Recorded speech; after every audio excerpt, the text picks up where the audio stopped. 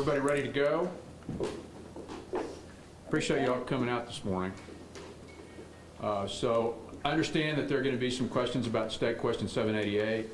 So I'm happy to spend some time with you all after we deal with the issue that we're here to discuss today that relates to the abuse of charities, particularly charities that benefit veterans. So if we could conclude this press conference, I'm happy to pivot into questions about 788. Is that okay with everybody? Well, again, thank you all for being here. It's important that I provide you with the following announcement from the Office of the Oklahoma Attorney General. A 20-count felony indictment that relates to greed and corruption that has victimized hundreds of Oklahomans is being addressed this morning, has been addressed in a preliminary way this morning. But before I get into the details of the case, I want to thank VFW Post 577 Commander Josh Starks for first and foremost his service and dedication to our country through the armed services as an infantry officer in the United States Army and the Oklahoma National Guard. I also want to thank you for having us here today at this great facility in the efforts of veterans in rehabilitating this facility, getting it back into a useful, effective asset for you and your comrades is remarkable. So hats off. In a moment, Commander Starks will speak about what the VFW does for veterans and how charity fraud hurts their mission and the mission of charities around the country. We're also joined by AARP's Wayne Blackman, and he's going to spend some time with us this morning discussing how the AARP combats fraud and scams. I'm really honored to work with the AARP and our office's Consumer Protection Day and the AARP Fraud Watch seminars and educational events that we co-host around the state are important. We spend time with senior citizens, teaching them and their families about how they can avoid fraud. Thank you, Wayne, for being here this morning. So I am announcing that we have formally filed a 20-count felony indictment against Jeff McDougal. He has been taken into custody this morning, I understand. He has been orchestrating a charity fraud involving a veterans organization. We received a complaint in April that began our investigation. We found evidence that McDougal allegedly was soliciting charitable contributions on behalf of an organization called American Oklahoma Veterans of Green Country.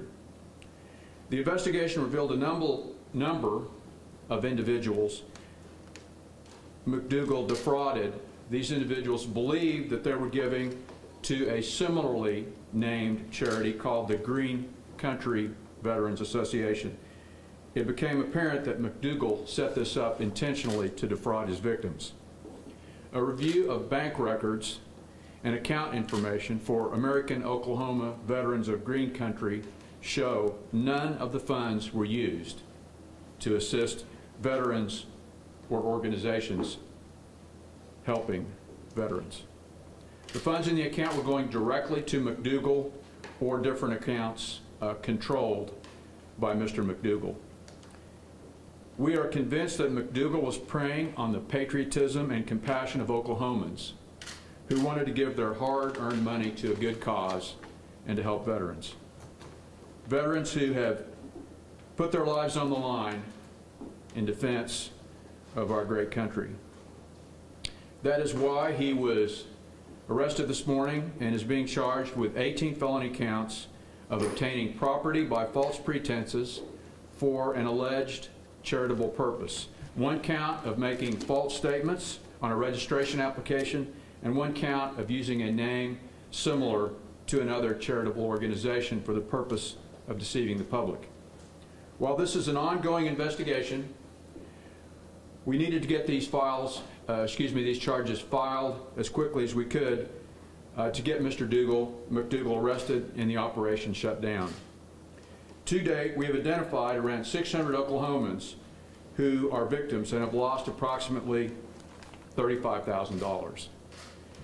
I want to repeat that this is an ongoing investigation, but we want to encourage anyone who gave to American Oklahoma Veterans of Green Country to go online to the Office of the Oklahoma Attorney General's website and fill out a charity complaint form. Organizations that support our veterans, like VFW and many others, provide expert-level care and resources to meet the needs of men and women who've served our country with honor. Conducting a charity fraud is one of the lowest forms of crime, and to do it in the name of nation's veterans is indeed appalling and repugnant. My commitment today is that we will hold this man accountable on behalf of the more than 300,000 veterans in the state of Oklahoma. That's our promise, and that's our commitment today to the people of the state and to the veterans that we should honor and revere every day. Now, to hear from a great veteran, I want to bring up Commander Josh Starks for his comments. Commander, you're on. Thank you. Thank you, sir. And thank you for your work. I appreciate it. I want to thank Attorney General Hunter for his efforts in shutting this down and going after charity fraud. Words, I have a hard time finding the words that describe it. You have an individual and individuals that are in the community that go after and target our donors and utilize our veterans as a commodity to do that, which means that they're targeting the very people that have raised their right hand and protected their freedom, that took the time from their family, their lives, and assumed the risk to give up to their life. And these are the people that they're stealing from. I can't find the words from it. I will tell you here at the VFW, it hits us very hard. I have volunteers that give 30, 40 hours a week, donate their own money to make sure that veterans are cared for, to make sure that we file the claims with the VA, to make sure that we find support for their spouses, for their widows, for the orphans. This is what we do here. To hear that this goes on, that steals money from the donors and breaks the contract between those making the donations and those providing services is just horrific. But I will say that it warms my heart to know that our Attorney General and the Attorney General's office is actively seeking these individuals. With that, I thank you. Sir. Thanks, Commander. Thank you very much. Wayne Blackman with the AARP.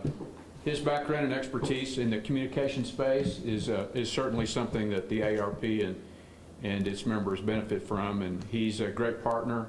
And at this point, I'd like to recognize him for some comments. Wayne, you're on. Thank you, sir.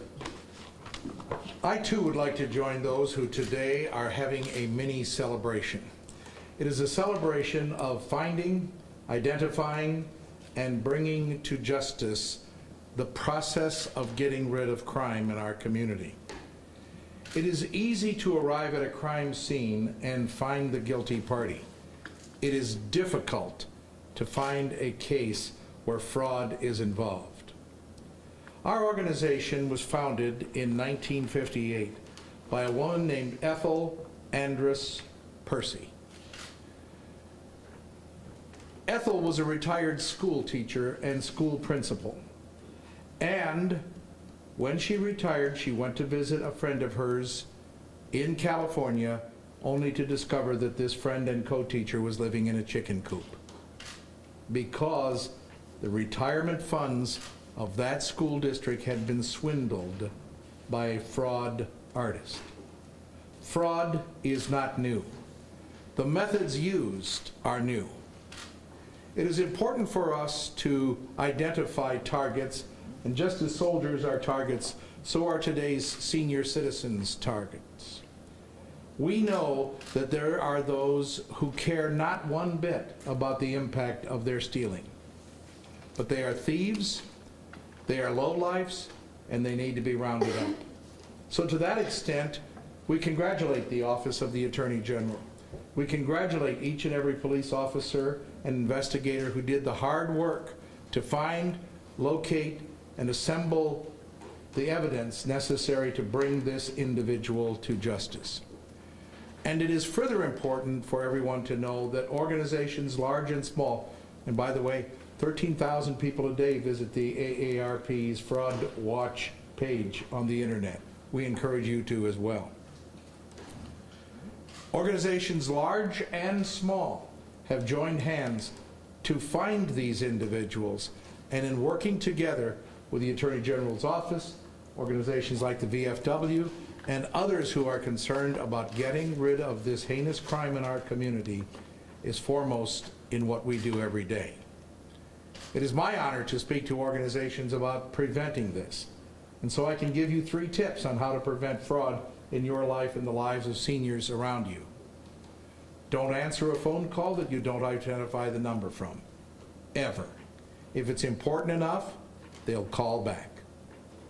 Don't ever let anyone enter your home on the premise that they represent an organization without a pre-approved appointment from you. And never give your Social Security number or other information to any other individual. That is the beginning of how fraud works, and from that it grows mightily. Thank you once again. It's an honor to be here today at the beginning of what we think is a great roundup of those who should be rounded up. And now in the halls of justice we will deal with these individuals and continue to send a message that in partnership with the VFW, with the Attorney General's office, and other crime fighters, fraud will stop in our lifetime. Thank you, sir. Thank you, Glenn. Thank you very much. So talented people have options, and the fact that talented people have chosen to work with me in the Attorney General's office is something I'm very proud of. And today, involved in the investigation, I'd like to first of all introduce the Deputy Attorney General who heads up the Public Protection Unit, Dara Derryberry, Assistant Attorney General Julie Pittman, and 2 of our agents, Roland Garrett, Robert Fisher, who apprehended Mr. McDougal today and took him into custody. Thank you all very much for the great work you do on behalf of Oklahoma.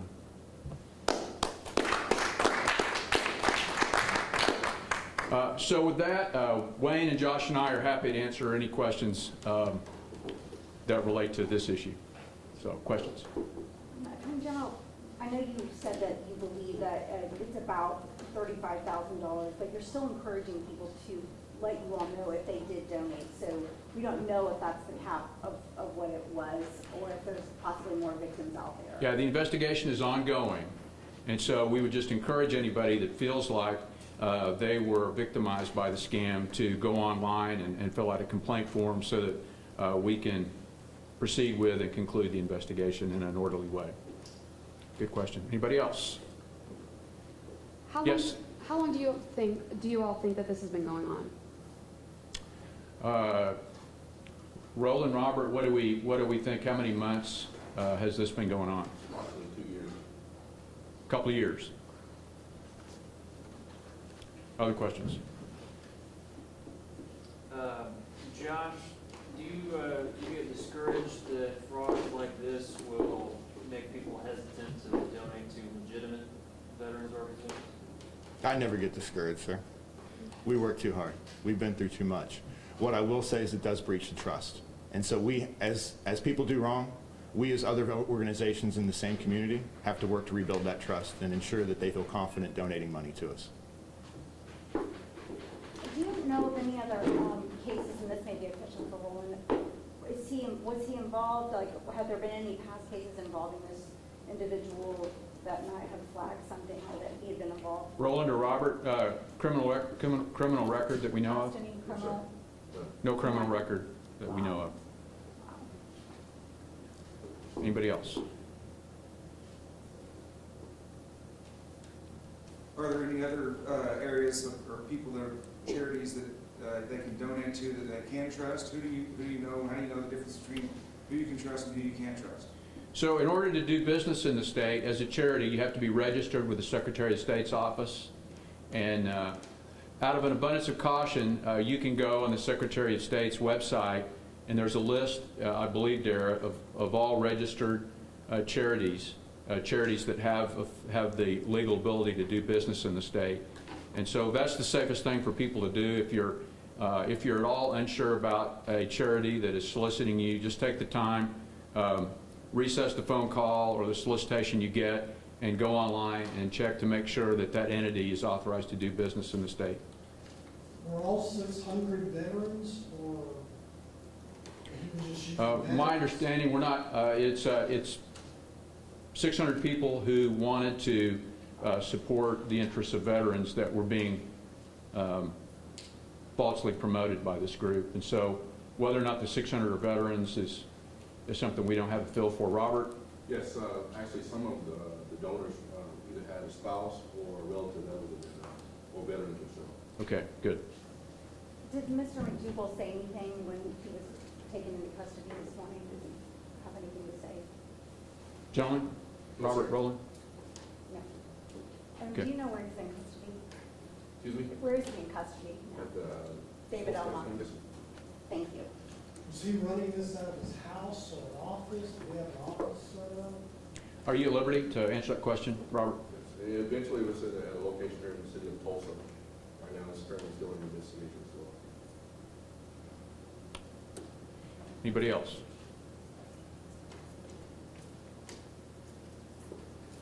I might add one thing to the question of how do you check the legitimacy of charities.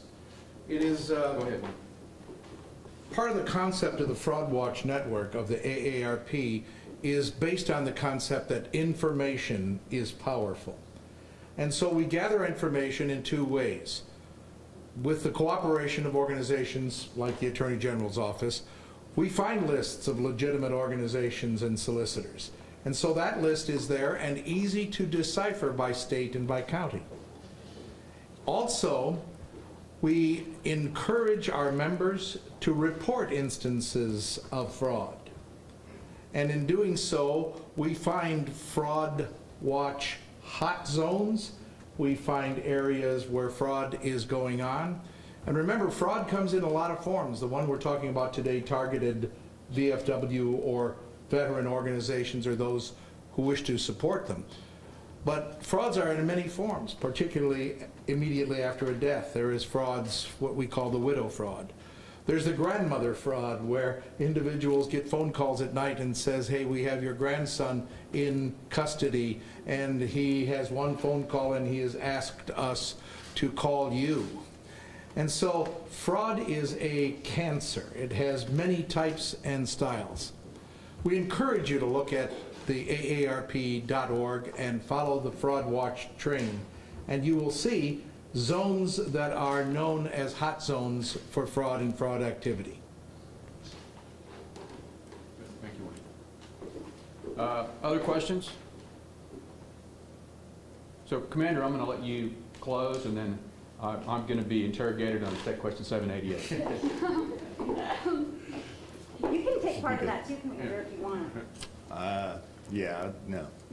Thank you, though. I appreciate the offer. No, I really do. I appreciate everyone coming today. I definitely appreciate our community. This represents an individual and groups that are out there that are taking advantage. What it also represents is that Oklahomans, as a state, as citizens, are donating money to help veterans. That means the compassion and the care is there to make sure our veterans are taken care of after service, and I don't want to lose sight of that. These are good people, giving dollars that they've hard-earned to make sure that our veterans are taken care of when they come home. And at the core of this, that's what we need to maintain. And I appreciate you protecting their interests, sir. So thank you all for coming today. Thank you very much.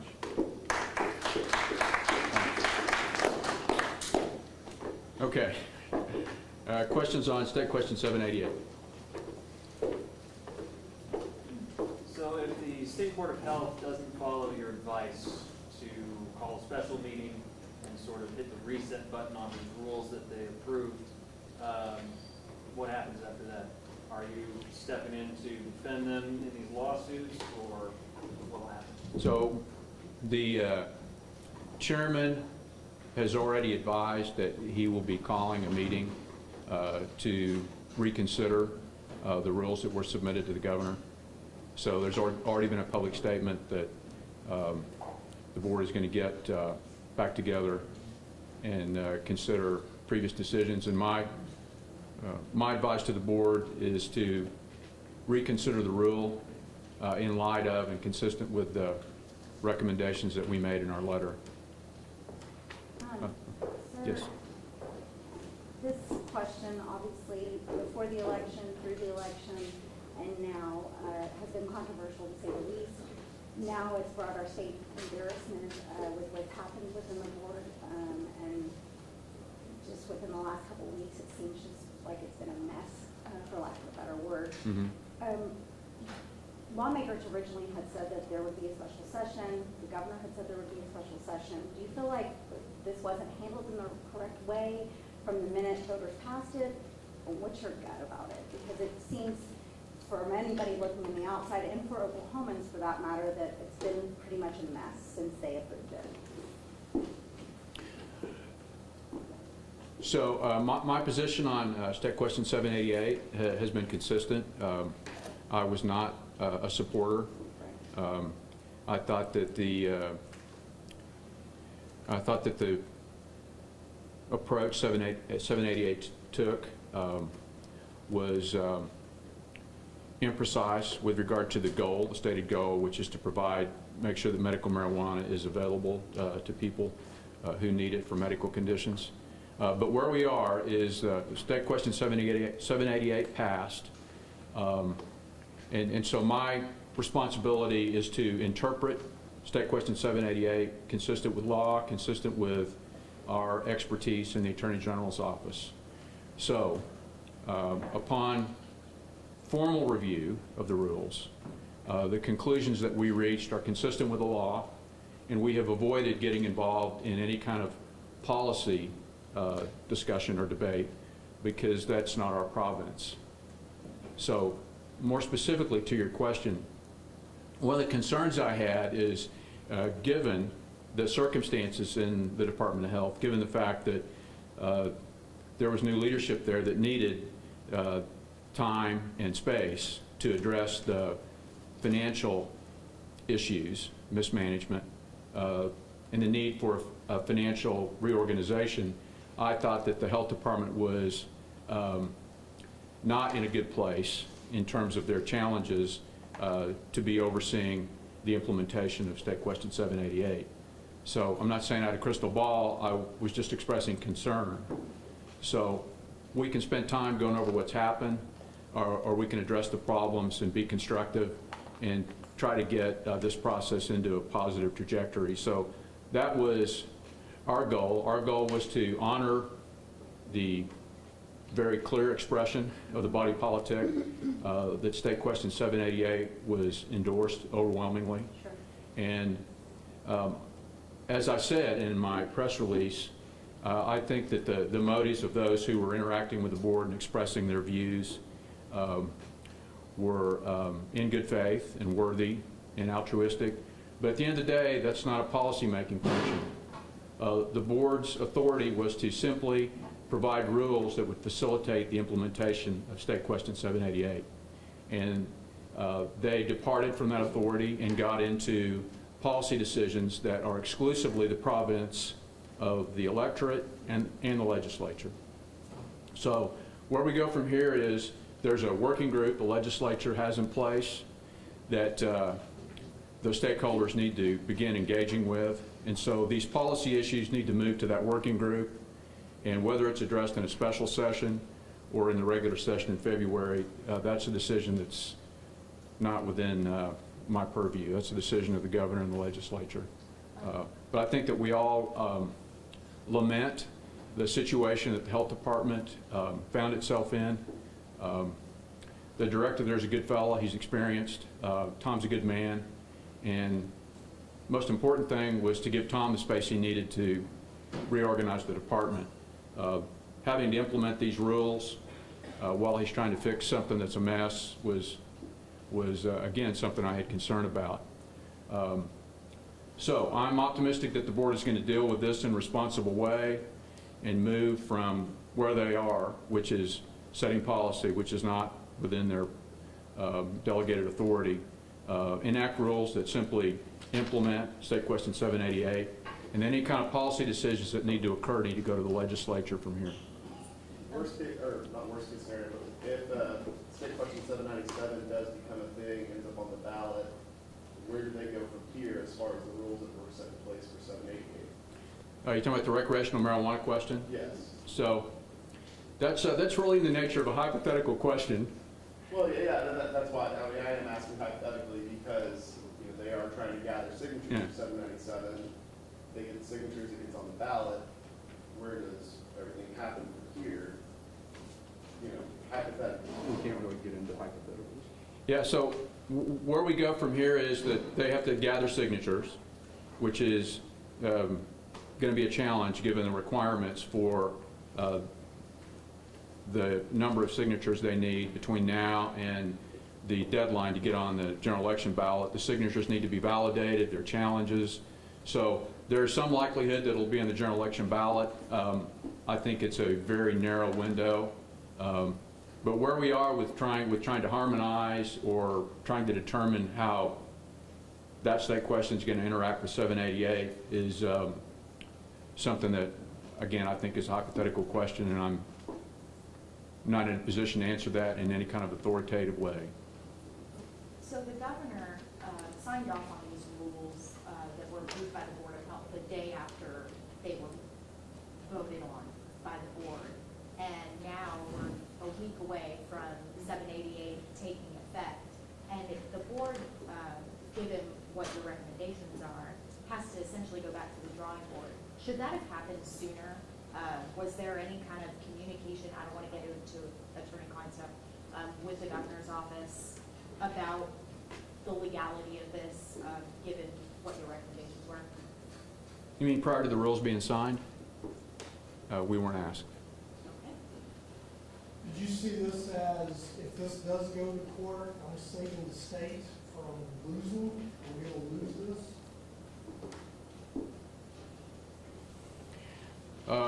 So the strategic decision that our office made in consultation with Mr. Bates is the position of the state with regard to the challenges. I guess the clear import of the opinion that I issued would leave someone with the conclusion that it's going to be a very difficult case to defend. So my hope would be that these cases would be mooted after the board reconvenes and addresses the rules consistent with the guidance that our office provided them. It's a rare situation where an attorney general of a state, of any state, has to step in to fix it. But I know that you have made it clear that obviously you did not support 788, but that you said in your press release several days ago that you were committed to honoring what you knew Oklahoma voters wanted, and wanted, as you said, overwhelmingly. Voters approved it overwhelmingly, and that you were committed to that. Is that still your resolve to Oklahomans? So one of the things that's most important in our office, and as far as I'm concerned, any attorney general, you have to be committed to and dedicated to the fact that on any given day you're going to be looked to interpret a law.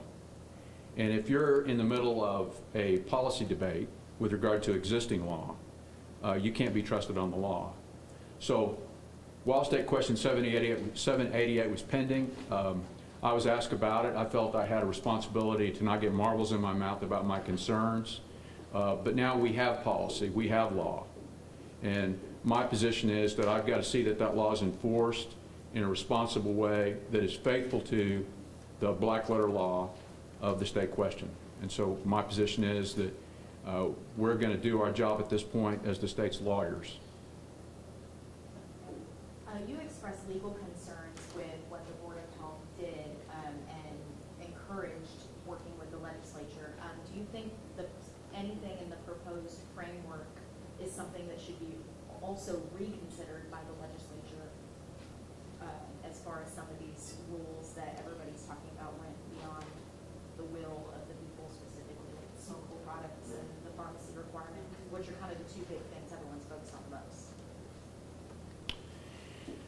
So as far as I'm concerned, those are policy issues. The responsible thing, as far as I'm concerned, giving advice, not giving direction, there's a difference, is there's a policy framework that's been established by the leadership of the legislature. There's a working group. The idea that you can sort of proactively identify problems and proactively address those problems related to this, I think is what most Oklahomans are uncomfortable with. So an orderly review and orderly interaction with the stakeholders, those that are invested in this issue in the legislature, I think is the most responsible way for this to be handled. But again, our position with regard to where we are today is we gave advice that was, we felt, faithful to the will of the voters. And our advice allows the board to act within the penumbra of their rulemaking authority and not set policy. So if there are changes in this if there are 788 issues that require attention by the legislature, that process should occur through this working group, and hopefully there'll be a consensus reached so that the legislature can address those changes in February when they go back into regular session. How different would this situation be right now had the legislature either taken up medical marijuana regulations in regular session or in a special session, and the Board of Health hadn't gotten involved in the rulemaking process? I'm not sure. I think whether it was, I mean, clearly the legislature has the ability to modify State Question 788. But again, I think that you're in a position at this point, back to hypotheticals, where you're operating a lot on hypotheticals and a lot on theory. And for there not to be this interval where there's this working group that interacts with stakeholders, I think is a much more responsible way to handle this issue.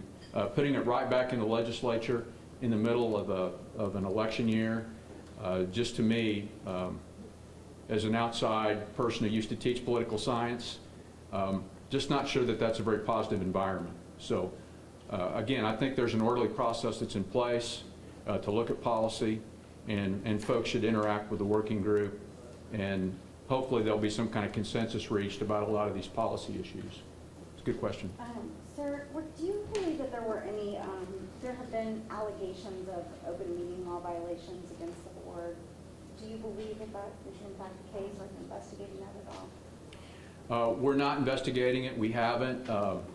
Based on what I know, the violations of the open meeting law occur when a quorum of members get together and make decisions. And so that's the black and white example. I have no knowledge of that, nor has any evidence of that kind of occurrence been provided to our office.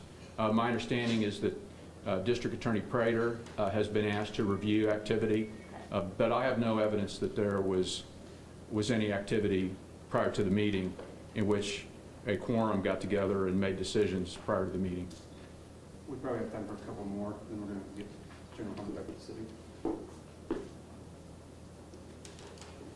Anybody else? Well, listen, thanks very much for coming today. And again, Commander, thanks for the opportunity to use your facility for this purpose. Thanks for all you do. And for the great veterans who are here today, thanks for showing up. Vic and Max, and who else am I missing? Well, thanks all. Thanks very much. We're adjourned.